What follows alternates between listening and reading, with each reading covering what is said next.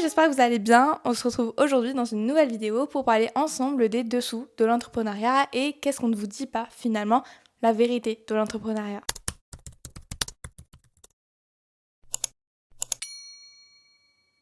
J'ai remarqué que souvent via les réseaux, via les photos, via les vidéos, les vlogs, tout ça, beaucoup de personnes ont quand même une image positive et une image imaginaire un peu de l'entrepreneuriat dans le sens on se lance à son compte et dans les 2 mois qui à venir on devient riche. Alors malheureusement ce serait trop bien, hein.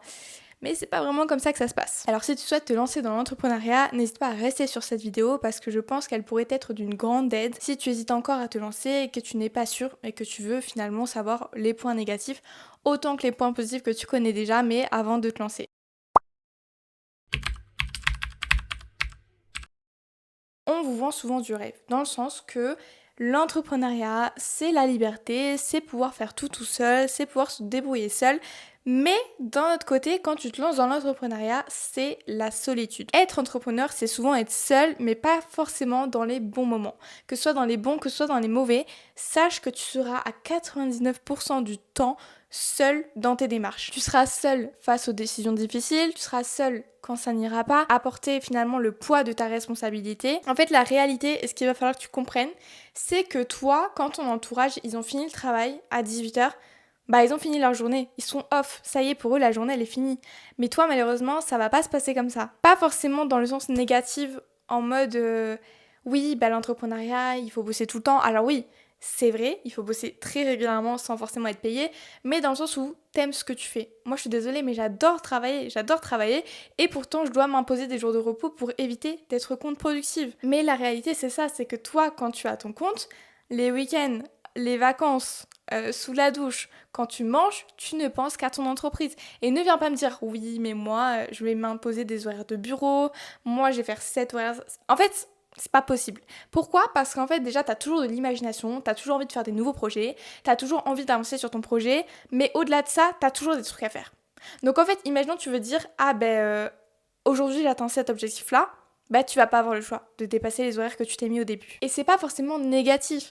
Ce qui va être compliqué dans cette situation-là, c'est que personne ne va te comprendre. En fait, faut pas en vouloir à ton entourage qui ne te comprend pas, parce qu'en fait, ils peuvent pas comprendre quelque chose qu'ils ne vivent pas. C'est simple, c'est comme toutes les décisions sur le corps de la femme. Un homme n'a aucune décision à avoir sur le corps d'une femme. Pourquoi ? Parce qu'il n'a pas son corps, il ne comprend pas. L'entrepreneuriat, c'est exactement pareil. Les gens qui t'en parlent, les gens qui te descendent, les gens qui ont des pensées négatives vis-à-vis de ton auto-entreprise, déjà vérifie qu'ils en aient une. Parce que pour la plupart, ils n'en ont pas. Ils sont depuis 35 ans dans leur CDI de... Voilà, tu vois ce que je pense. Et c'est eux qui vont venir te donner un avis ? Non, pas du tout. Mais alors là, jamais de la vie. Et au final, il y a aussi un peu ce syndrome de l'imposteur. Je pense qu'on l'a tous eu à un moment, et si tu l'as pas encore eu, sache que ça va pas tarder à t'arriver, parce qu'en fait, quand tu montes ton entreprise, quand tu commences à avoir des projets qui sont un peu plus conséquents, que tu vas peut-être demander des tarifs plus gros à tes clients, tes futurs clients, tu vas te dire, ah mais est-ce que je suis légitime moi de demander ce prix-là ? Parce qu'en fait, dans l'auto-entrepreneuriat, ce que tu fais payer, c'est ta valeur. C'est pas, une heure de temps dans le salariat, c'est 11 euros. Non, en fait, c'est pas ça, l'entrepreneuriat. L'entrepreneuriat, c'est ta valeur. C'est combien d'années tu as fait pour travailler ce projet-là, c'est combien de connaissances tu as, c'est qu'est-ce que tu offres dans ta démarche, c'est qu'est-ce que tu as préparé avant ça. Ton produit, il a aussi de la valeur, parce que même si, imaginons, tu vends une formation, alors oui, il y a ton accompagnement, mais il y a aussi le produit que tu as fait. Et le produit que tu as fait derrière, quand tu es entrepreneur, tu y passes beaucoup de temps. Même quand ça marche, même quand tu vends très bien, je pense que ce doute, on l'aura toujours, même s'il n'est pas forcément présent.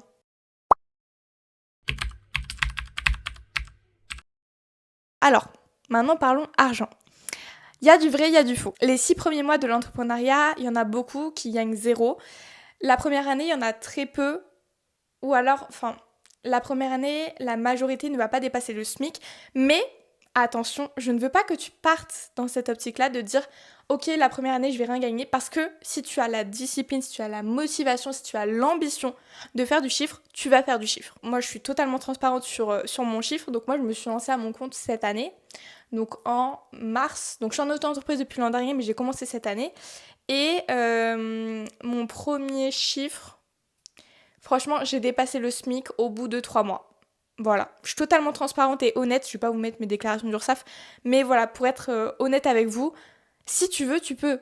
Et c'est pas je vais chercher tous les clients du monde, je vais toquer à toutes les portes. Non, non, quand t'as la discipline, quand t'as la motivation et que tu montres aux autres que tu travailles et que ton travail, il est bien, il montre des résultats, tu vas vendre sans aller chercher tes clients. Moi, j'ai été chercher une cliente. Voilà. Mes 2 premières clientes, et j'ai même pas été les chercher.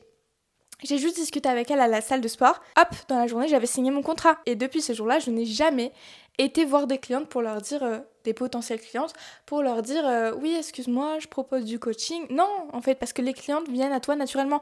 Moi, ça, c'est un truc où la prospection, je ne suis pas d'accord avec ça, dans le sens où si un client, il a envie d'acheter chez toi, il va acheter. Si tu veux te lancer dans du high ticket, par exemple, ne crois pas que la prospection, c'est ce qui va te fonctionner parce que c'est faux. Il faut que tu prouves aux gens tes résultats, il faut que tu prouves aux gens tes connaissances et après, ils viendront vers toi. Si tu pars sur une base de « Ah ben je vais passer 2 heures par jour à prospecter, ah ben je vais relancer le lendemain », laisse tomber direct, je te le dis. On va avoir une autre catégorie, ça va être le paradoxe de la trésorerie. Moi je suis pas concernée par ça, mais je sais qu'il y en a beaucoup qui le font, surtout quand tu vends des offres de formation. C'est le fait de quand tu as des clients et qu'ils te payent sur 30, 60, 90 jours, par exemple une transformation sur 90 jours, mais toi tu as des charges tous les mois et tu galères à payer tes factures. Et tu me dis, oui mais Lilou, moi j'ai full client, mais je galère à payer mes factures, simplement parce que, bah oui, un client il va te payer, imaginons sur le premier mois tu te fais, je sais pas, 6-7 000 euros, en net, c'est autre chose, tu gagnes bien et le troisième mois, t'es là, tu me dis, mais Lilou, par contre, le troisième mois, j'ai pas dépassé le SMIC. Pourquoi ? Parce qu'en fait, il faut vraiment que tu anticipes ça. Cette chose de dire, bah ok, tu fais des transformations sur 90 jours, mais le troisième mois, comment tu vas faire pour payer tes factures ? Tu vois, c'est ça le truc. Et c'est pour ça que moi, dans ma vision des choses, si tu veux lancer des formations, des transformations, pars pas sur 90 jours, ou alors tu fais des prélèvements mensuels. Parce que même si, quand bien même, c'est le même prix, bah, le fait que ce soit prélevé mensuel, c'est-à-dire que ça t'assure chaque mois d'avoir le même salaire. Et pas tout d'un coup. Parce que quand tu vas avoir tout d'un coup, tu vas dire « Oh, trop bien, j'ai fait ce chiffre et tout, je vais épargner ça, ça, ça. » Mais quand tu vas arriver le troisième mois, et que tu auras pris, je sais pas, tu auras pris par exemple 10 transformations, mais tes 10 transformations, ça te prend du temps. Ça te prend du temps, ça te prend de l'argent. Tu peux pas en prendre plus en fait. T'es obligé de les finir avant d'en prendre des nouvelles. Bah ouais, mais du coup, le troisième mois, t'es là, tu te dis « Ah, bah finalement peut-être que j'aurais dû changer quelque chose. » Ou alors tu changes ton implication dans la formation, ou alors tu prends plus de gens. Mais attention à ne pas te surcharger de travail. Oui, effectivement, il y a quand même une histoire de sacrifice financier. Pourquoi ? Simplement parce qu'en fait, quand t'es auto-entrepreneur et que tu te lances à ton compte, t'as zéro. Alors oui, en France, on a souvent, ça dépend des personnes, imaginons que tu démissionnes, t'en auras pas, imaginons tu sors des études, t'en auras pas forcément, mais voilà, il y a le chômage ne vaut rien du tout. Voilà, ne comptez pas sur ça quand vous vous lancez en auto-entreprise, je vous le dis directement, mais t'as une base. Mais imaginons que t'as pas de base et que ton auto-entreprise, elle te prend tout ton temps et que t'as un temps partiel à côté, mais que tu peux pas prendre plus, bah en fait ton argent, tu le comptes sur les doigts de ta main, quoi. Tu fais attention à ce que tu manges, tu fais attention à combien tu dépenses dehors, tu fais attention à tes factures, en fait tu fais attention à tout. Et pendant ce temps-là, à côté de ça, tu vois tous tes potes autour de toi avec leur CDI, avec leur salaire tous les mois, dépenser dans des vêtements, dépenser dans des sorties. Oui, d'accord, mais il faut vraiment que tu gardes en tête que toi, tu vas avoir cette liberté que eux n'auront pas. Toi, tu bosses maintenant, tu économises maintenant, tu vis dans la difficulté maintenant, mais c'est pour plus tard avoir le triple, le quadruple, le quintuple de leur salaire. Simplement, vois long terme. L'entrepreneuriat, c'est ça. C'est pas voir le jour pour le lendemain. Hein. Si jamais toi, tu vis au jour le jour, ne te lance pas dans l'entrepreneuriat. Voilà, parce que ce sera pas une bonne idée, parce que l'entrepreneuriat, c'est voir sur le long terme. Tout simplement. On a aussi les dépenses cachées, j'en ai noté quelques-unes, mais c'est infini. Les dépenses cachées, c'est quoi ? C'est toutes les factures que tu as à côté de ton entreprise. Imaginons, moi je travaille dans un local professionnel, du coup, en plus de mon loyer, j'ai un local qui me revient plus cher que mon loyer. Voilà. Donc c'est plein de petites factures, plein de les assurances professionnelles, le comptable, le site web, les applications.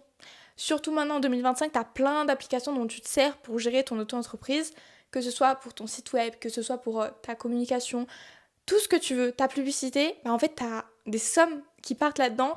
Et finalement, c'est un peu des sommes cachées qu'on ne te dit pas. Quand tu te lances, on ne te prévient pas que tu vas devoir dépenser autant dans ces choses-là.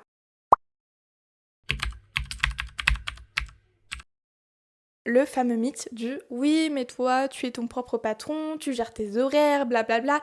Oui, mais Certes, tu es ton propre patron, mais tu as des dizaines, voire des vingtaines, voire des centaines pour certaines personnes de patrons qui sont tes clients. Parce que oui, si tu ne leur donnes pas ce qu'ils veulent, ils deviennent bien pires que des patrons de salariés. Et au-delà de ça, tu as toutes les casquettes que tu as en tant qu'entrepreneur.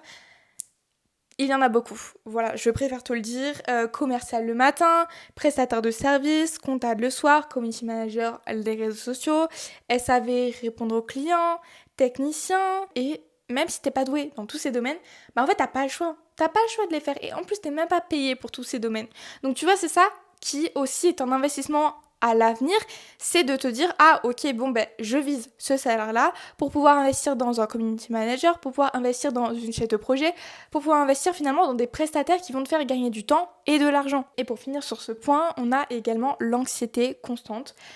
Ça, on n'en parle pas, mais tu le découvres bien assez vite. Après, si tu trouves ton processus et si tu trouves ta manière de faire pour gagner un chiffre d'affaires constant chaque mois, tu l'auras pas. Voilà, je te rassure, moi, au bout de 4-5 mois, je l'ai plus. C'est finalement le fait de te dire ah ben le mois prochain je sais pas combien je vais gagner, ah ben le mois prochain j'ai perdu 5 clients, ah ben le mois prochain je vais avoir cette facture, je sais pas comment je vais faire pour le payer. Si tu te débrouilles bien à trouver un processus pour chaque mois avoir de l'argent, tu ne l'auras pas. Donc ça, c'est à toi de bien travailler sur ta com, bien travailler sur ton produit pour pas avoir que des produits digitaux où t'es pas sûr qu'ils se vendent, tu vois.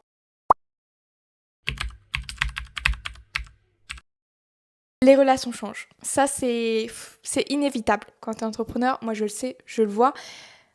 Souvent, très régulièrement, tes amis, ils n'ont pas le même parcours que toi. Souvent, tu es seul à être entrepreneur dans ton entourage. Malheureusement, c'est comme ça. À l'heure actuelle, il y en a de plus en plus, mais c'est quand même pas très courant. Donc, vous avez tous des chemins de vie différents. T'en as qui partent à l'autre bout de la terre pour année de césure. T'en as qui vont se lancer dans des études très longues et forcément, ben, vos chemins se séparent. Et malheureusement, c'est comme ça, mais c'est la vie. Et si tu souhaites quand même garder un contact avec eux, il n'y a rien qui t'en empêche. Mais voilà, sache que tu les verras beaucoup moins qu'avant. La famille, c'est un peu plus différent. Ça va être plus dans le sens où ils vont te dire ah ben tu travailles beaucoup, ah on voit moins, ah mais le temps passe vite. Oui d'accord le temps passe vite mais moi j'ai vraiment cette vision là de me dire le temps passe vite, je suis d'accord, mais je vois quand même le temps passer. Et je sais combien de temps je mets à faire ça, et je sais quand est-ce que je dois voir ma famille. Donc c'est vraiment une question d'équilibre. Et après, à côté de ça, t'as forcément ton conjoint ou ta conjointe. Il faut trouver quelqu'un dans sa vie qui soit en accord avec ce que tu fais. Honnêtement, c'est inévitable parce que si tu te mets avec quelqu'un qui n'est pas en accord avec ce que tu fais, simplement ça va te retarder dans tes projets. Voilà, c'est simple, hein, mais tu le verras direct. Que quand t'es en train de travailler le week-end et qu'on dit ah tu peux pas poser ton ordi, ouais mais en fait non, parce que j'aime ce que je fais.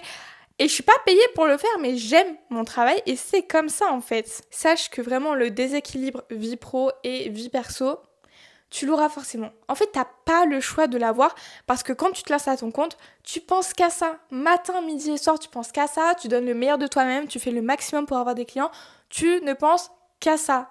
Donc ça sert à rien de me dire oui, mais moi le perso, là je vais aller voir tel, là je vais faire ça. Moi aussi au début j'ai dit ça. Est-ce que je l'ai fait?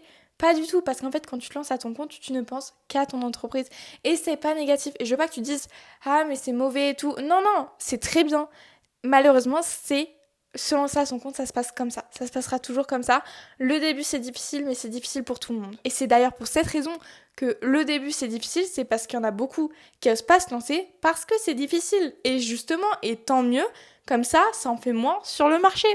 C'est simple. Donc oui, tu vas avoir beaucoup de sacrifices personnels.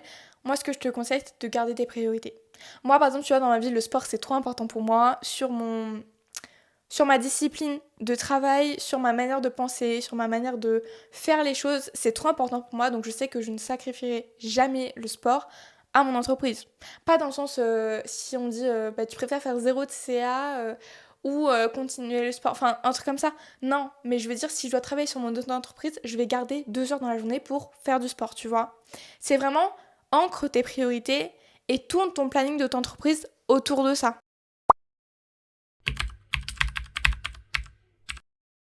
Et oui, malheureusement, je ne fais que vous le répéter, mais vous l'aurez compris, les erreurs sont la meilleure façon d'apprendre. Donc oui, l'échec fait partie du jeu. Les échecs, tu vas en connaître beaucoup dans l'entrepreneuriat, donc c'est important d'avoir un mental d'acier, de forger ton mental à échouer. Ton premier produit, je te l'annonce direct, mais à 98% de chance, il va rater. Pourquoi ? Parce qu'en fait, tu viens juste d'arriver. Tu connais pas encore tout ce qu'il y a dans l'entrepreneuriat.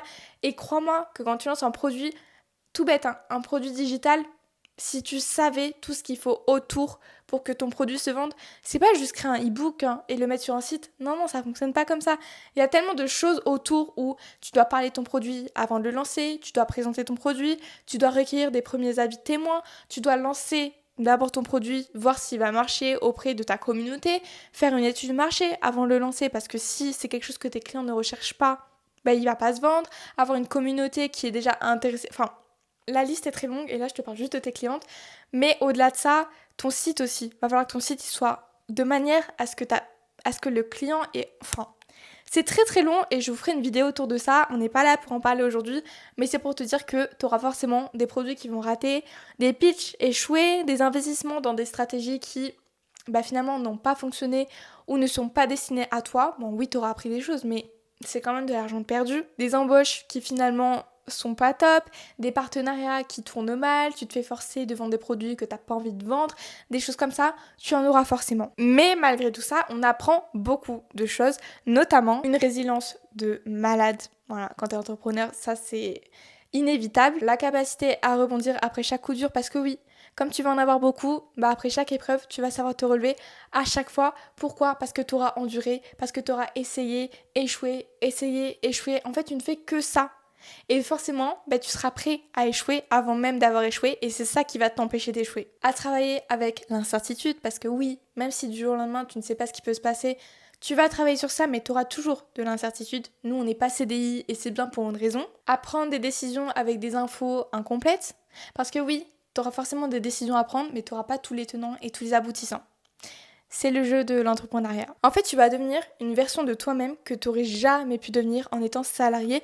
Pourquoi ? Parce que quand tu travailles 35 heures pour un patron qui n'en a rien à faire de toi, ça ne te pousse pas à aller voir plus loin, ça ne te pousse pas à te libérer pour tes projets. En fait, tu es juste dans ta routine. Et quand on t'appelle tous les 4 matins pour dire « Ouais, est-ce que tu peux venir remplacer Jean-Eudes parce qu'il est malade ? Oui, est-ce que tu peux faire des heures sup ? Oui, est-ce que tu peux faire ça sans être payé plus ? Mais est-ce que tu peux faire ce travail-là ? Est-ce que tu peux faire 42 heures cette semaine-là ?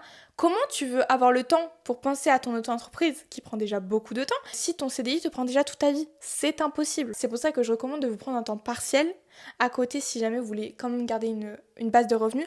Parce qu'avec un temps plein, c'est pas possible. Je vous le dis direct, je l'ai fait, ce n'est pas possible. Honnêtement, je vous le dis, vous allez juste tomber en dépression et tomber en épuisement mental et pleurer tous les jours et dormir tous les jours parce qu'en fait, vous allez être fatigué, vous en pourrez plus. Alors, avec tout ce que je viens de vous citer maintenant, est-ce que finalement, ça vaut vraiment le coup de se lancer dans l'entrepreneuriat ? La réponse, elle va dépendre de vous. Si vous cherchez la sécurité, un salaire stable, des horaires stables, malheureusement, le salariat, c'est pas fait pour vous et c'est totalement ok. C'est pas ce que vous cherchez et il n'y a pas de souci sur ça. Mais si vous êtes prêt à accepter l'incertitude, à bosser plus sans forcément être payé plus, parce que l'entrepreneuriat c'est ça, à apprendre constamment, à sacrifier les choses à court terme pour un long terme bien meilleur, alors je pense que l'entrepreneuriat est fait pour vous. L'entrepreneuriat, c'est vraiment construire quelque chose qui te ressemble. C'est créer de l'impact à ta façon et c'est de choisir avec qui tu travailles et comment tu travailles et quand tu travailles. En fait, c'est la flexibilité de faire ce que tu veux de ta vie. Bon, j'espère que cette vidéo vous aura plu. C'était un petit coup de cœur pour moi, j'avoue, j'avais très envie de vous la faire et je suis très contente de vous l'avoir faite. Donc j'espère quand même que vous serez resté jusqu'au bout et que vous aurez quand même envie de vous lancer dans l'entrepreneuriat. En tout cas, je suis la preuve vivante que ça peut marcher à n'importe quel âge. Voilà. Et en attendant, nous on se retrouve lundi pour une nouvelle vidéo. Des bisous!